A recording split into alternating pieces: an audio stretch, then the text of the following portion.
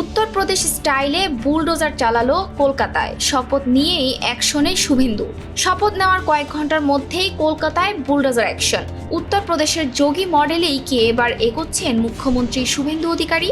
পশ্চিমবঙ্গের রাজনীতিতে এখন সবচেয়ে বড় আলোচনার বিষয়, ক্ষমতায় এসেই অবৈধ নির্মাণের বিরুদ্ধে কড়া অভিযান শুরু করেছে শুভেন্দু অধিকারীর সরকার। নির্বাচনের আগে দেয়া জিরো টলারেন্স প্রতিশ্রুতি বাস্তবে দেখাতে শুরু করেছে নতুন প্রশাসন। মঙ্গলবার কলকাতার তিলজলার জিজে খান রোডের একটি 5 তলা চামড়ার কারখানায় ভয়াবহ অগ্নিকাণ্ডে মৃত্যু হয় 2 শ্রমিকের, আহত হন আরও কয়েকজন। ঘটনার পরই তদন্তে নেমে প্রশাসন জানতে পারে ভবনটি অবৈধভাবে নির্মাণ করা হয়েছিল। ছিল না কোনো বৈধ বিল্ডিং প্ল্যান, এমনকি অগ্নি নির্বাপন ব্যবস্থাও ছিল অত্যন্ত দুর্বল। এরপরই কড়া অবস্থান নেয় সরকার। ভবনের 2 মালিককে গ্রেপ্তার করা হয়, আর মুখ্যমন্ত্রী শুভেন্দু অধিকারী সরাসরি নির্দেশ দেন কলকাতার যেসব এলাকায় অবৈধ কারখানা রয়েছে সেগুলোর বিরুদ্ধে অবিলম্বে ব্যবস্থা নিতে হবে। তিনি জানান, কসবা, তিলজলা, মমিনপুর ও ইকবালপুর সহ বিভিন্ন এলাকায় অভ্যন্তরীণ অডিট চালানো হবে। যেসব ভবনের বৈধ অনুমোদন নেই তাদের বিদ্যুৎ ও পানির সংযোগ বিচ্ছিন্ন করার নির্দেশও দেওয়া হয়েছে। আর সেই নির্দেশের কয়েক ঘন্টার মধ্যেই শুরু হয় বুলডোজার অভিযান।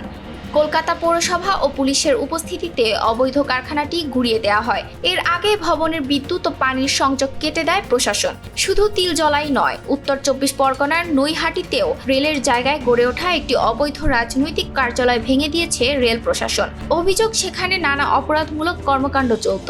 সব মিলিয়ে এখন প্রশ্ন হচ্ছে, উত্তরপ্রদেশের বুলডোজার মডেল কি এবার কলকাতাতেও শুরু হয়ে গেল? ETS Bangla desk report.